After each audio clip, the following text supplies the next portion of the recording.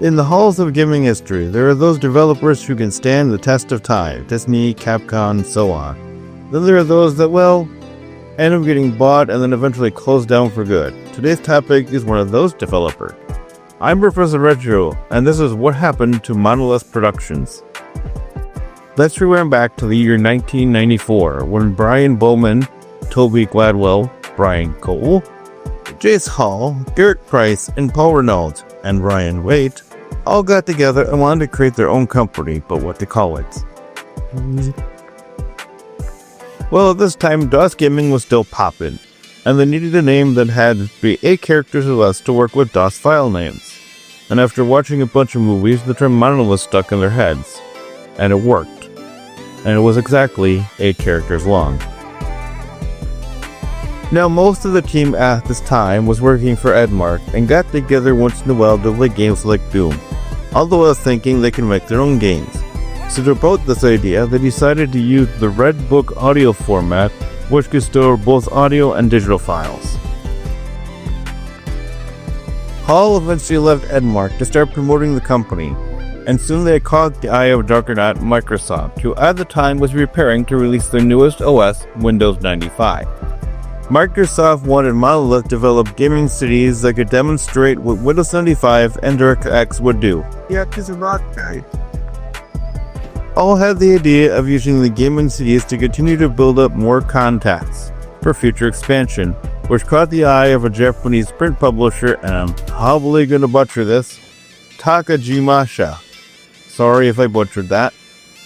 This allowed Monolith to set up their own offices and hire even more people, to which they had a full staff by 1996. Production started to begin on a game called Claw, which was based off a project that Garrett had shelved at the time.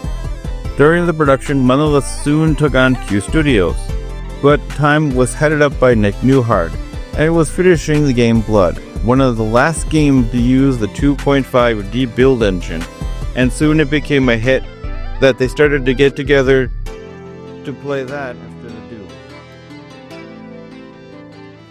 Monolith soon became known for games like Blood, and No One Lives Forever, and F.E.A.R.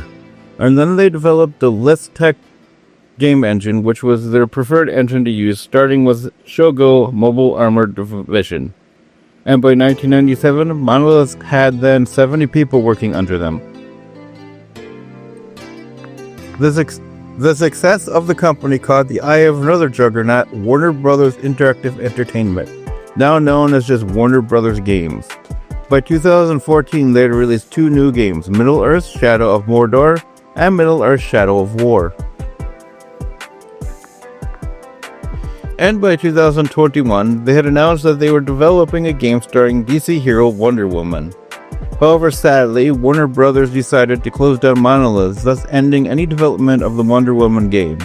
The reason for this was they were in the process of restructuring the company to cut some costs, and refocus on smaller projects involving franchises like Harry Potter, Mortal Kombat, and DC. In the end, Monolith gave us some well-known games. However, just like most developers who get bought out, they end up becoming defunct. So next time you decide to fire up your old DOS PC and pop in Blood, remember who gave the world the game. So do you remember playing any of the games Monolith is known for? If so, let me know down in the comments below.